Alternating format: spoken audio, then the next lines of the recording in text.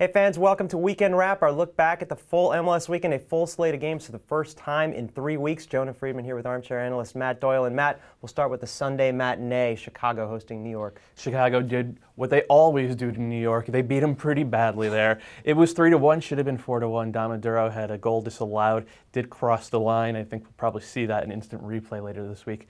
Really promising performance from the Fire, who've been sort of scuffling along for a month.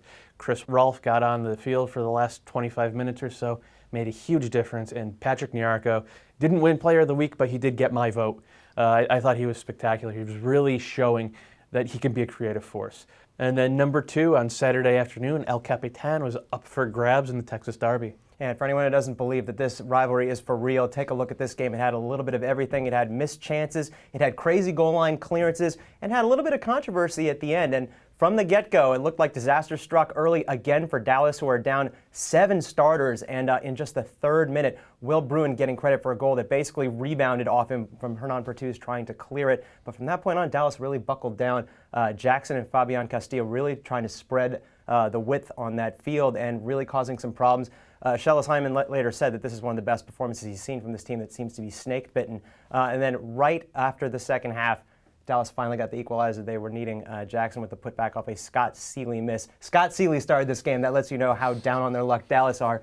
And then later on, really everything changed. Jair Benitez putting an elbow to the head of Colin Clark, getting a straight red. Houston did what they were supposed to do. Adam Moffat putting back a rebound off a corner kick and getting the winner for Houston. And in the end, Houston still undefeated at BBVA Compass Stadium. Dallas now winless in 10, but looking better considering. Number 1, back north of the border for the big grand reopening of Stade Saputo at Montreal, where the Montreal Impact, the home team, ran out big winners over Seattle. Yeah, this is how you open a stadium. 4-1, emphatic from the first minute. Patrice Bernier, the local guy playing the hero, 3 assists, 2 of them of the spectacular variety. Just steamrolled one of the better teams in the league. Montreal, they really have some nice pieces. The central midfield trio is looking very, very good together. And Andrew Wenger, a real threat up top anytime he's in the final third. This is a guy who I thought was going to be a central defender. Jesse Marsch thought differently. Jesse Marsch, you are correct. The kid can really score. For Seattle, crisis bells might be singing at this point. They haven't looked good against the better teams in the league, but they've been handling the weaker teams, and for as good as Montreal played, they're not one of the better teams in the league yet. Seattle looked clueless. Even before the Hurtado red card, which was a little bit dodgy, they really had no answers. And you got to wonder if big lineup changes are coming. Siggy Schmidt hinted at it after the game. I think we'll see a pretty new Sounder squad next time they take the pitch.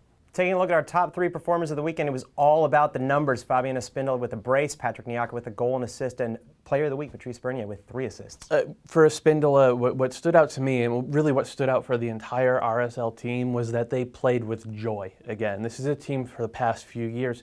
They've been so much fun to watch, in part because they seem to have so much fun together. That's been missing this year. Even though they've been off to their best start, they haven't really looked like they're happy. They looked happy again, and they thrashed Chivas, Espindola being the main man with that.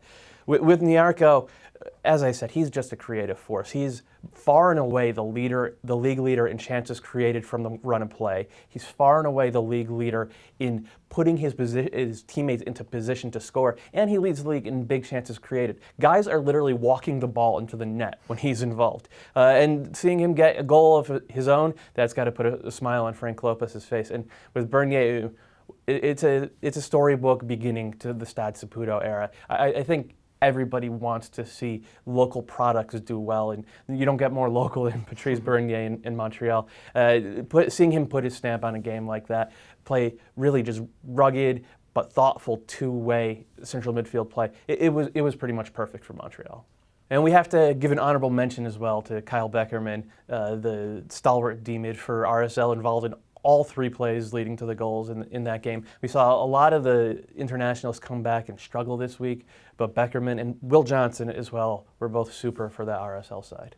All right, taking a look at the standings, DC United remaining on top of the Eastern Conference, extending their lead by a point. They've now got 30 points. That's 2 ahead of second-place Sporting Kansas City, who leapfrogged the New York Red Bulls with their win over Toronto. Chicago remaining in the playoff picture. Out west, Real Salt Lake also extending their lead. They're now 5 clear over second-place Idol San Jose. RSL have 32 points, and Vancouver leapfrogging Seattle into third place with 25 points. That'll do it. MLS is back in a big way. A slew of midweek games to pay attention to, as well as a full weekend next week. And make sure you check back all week for recaps and reactions on the site. We'll see you on Friday.